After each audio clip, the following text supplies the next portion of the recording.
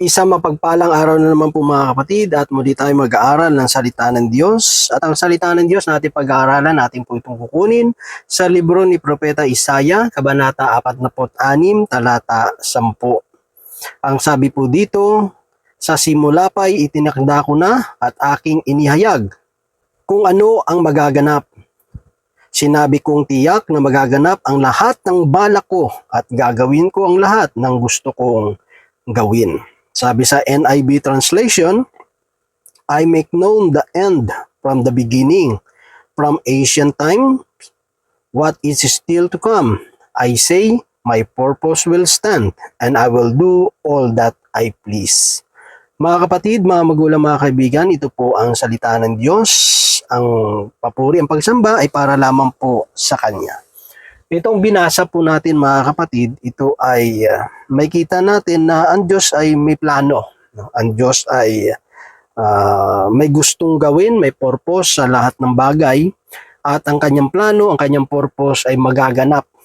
At walang makakapigil nito, walang makakahadlang. Ang bagay na itinakda niya ay talagang mangyayari. Ang lahat ng gusto niya ay ito ay gagawin niya. At siyempre, walang pwedeng humarang, no? Walang pwedeng humadlang sa mga plano ng ating Panginoon. No? Kahit anong gawin ng kaaway, no? Kahit nga si Satanas, no? Sa plano niya pa lang sa tao, ay hindi niya kayang hadlangan yung pamamaraan ng Diyos, yung kakayanan ng Panginoon. At may kita natin mga kapatid, ang Diyos ay patuloy na nagtatagumpay. Never na nadidefeat ang ating Diyos, kundi siya ay mananagumpay, siya ay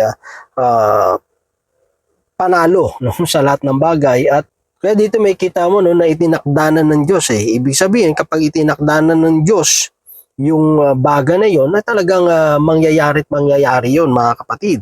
Kaya sabi niya, sa simula pa itinakda ko na at aking inihayag kung ano ang magaganap. Kaya nga may kita natin, may mga prophecy, diba, sa Old Testament, na ang mga bagay nito ay nangyari at mangyayari, di ba, sa ating kapanahunan ngayon. At ano man ang bagay na binitawan na salita o pangako ng ating Diyos, ito ay nangyayari at tinutupad ng Panginoon. Ibig sabihin, ano man yung bagay na ipinanukala niya, magaganap talaga yon, no? Kasi napatunayan na natin yan na ang Diyos talaga ay hindi nabibigo sa kanyang mga pangako. Ang lahat ng kanyang isinalita, ang lahat ng kanyang ipinahayag, ito ay mangyayari at mangyayari sa tamang oras, sa tamang panahon na itinakda ng Diyos. Kaya nga may kita natin na ang Diyos ay napaka-discipline niya pag sinabi sa oras at panahon, na sa atin din bilang naglilingkod sa Panginoon, dapat yung ganung pag-uugali, dapat meron din tayo, no, taglayin natin na ano man yung naplanuhan mo, ano man yung bagay na gusto mong gawin sa araw na ito, sa ganitong oras, dapat hindi rin nagbabago, di ba? Kasi minsan kasi tayong mga tao ay ano lang sabi nga ni Ignaz Kugon, no, umpisa lang yung pagiging active, no, yung pagiging masipag, yung pagiging masigasig, no, pero pagdating na ng mga ilang araw, unti-unti nang nawawala yung kasigasigan, no, na meron kang planong ganito pero napapanghinaan ka, hindi nagaganap yung plano na gusto mong mangyari sa buhay mo. So hindi naman pwedeng ganun mga kapatid, no? Kasi kung meron tayong pangarap sa buhay, gustong abutin, kailangan din natin magsumikap, 'di ba? Kailangan din tayong magsakripisyo. Hindi naman kasi yan basta-basta lang na pag pinangarap mo at plinano mo nandiyan na lahat, 'di ba? Kahit nga sa pagpaplano, kailangan mo pa rin mag-drawing pa, no? Pag ano ka ng bahay, talagang kailangan mo pa mag-isip, 'di ba?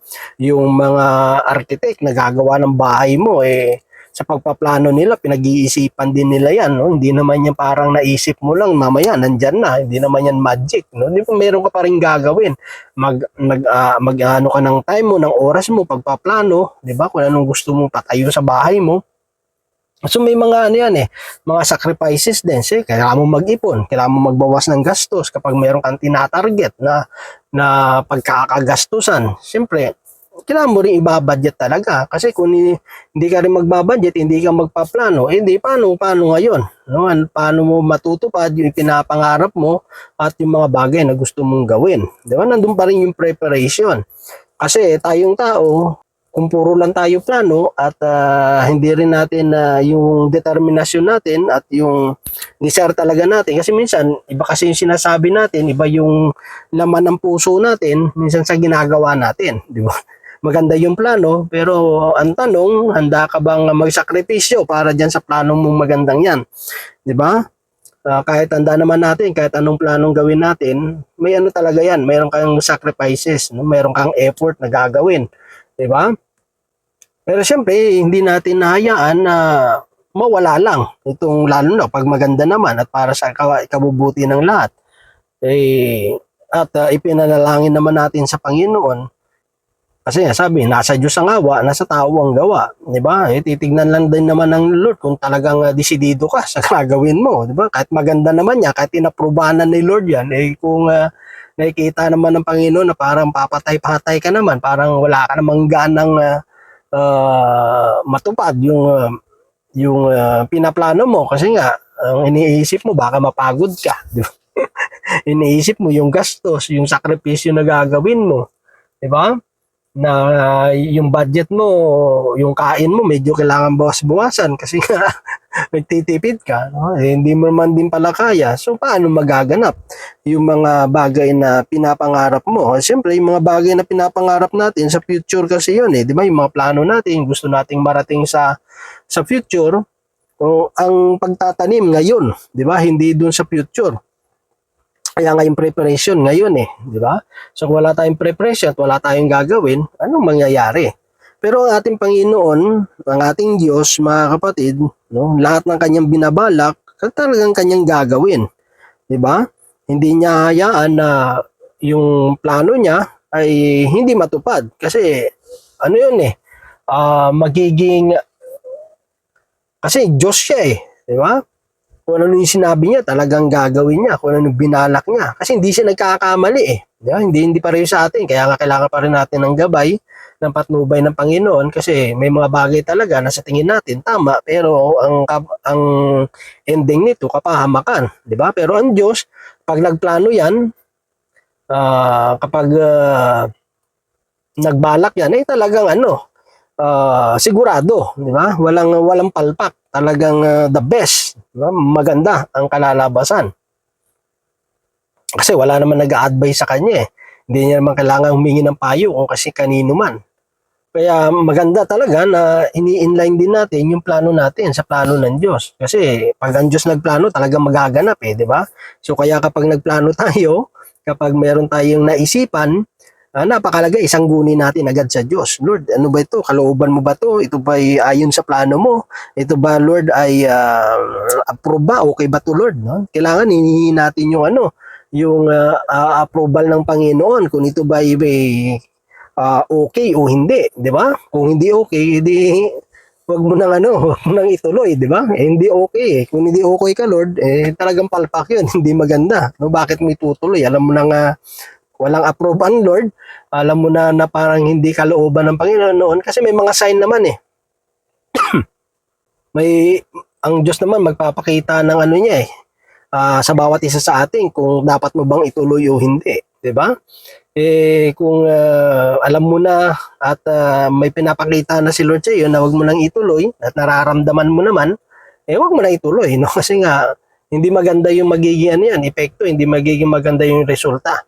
Kaya ang sinasabi ko na kagandahan na ikino-connect natin yung plano natin, hinihingi natin yung kalooban ng Diyos, kasi nga ito sinasabi niya no, yung kanyang plano binabalak, magaganap.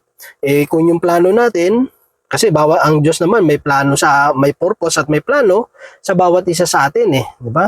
Ang lahat ng tinawag ng Diyos, ang lahat ng kanyang nilika ng Diyos with a purpose. Kasama yan, may purpose yan Lahat ng makikita natin sa mundong ito at hindi nakikita, may purpose yan Bakit nandito yan sa mundo? Di ba?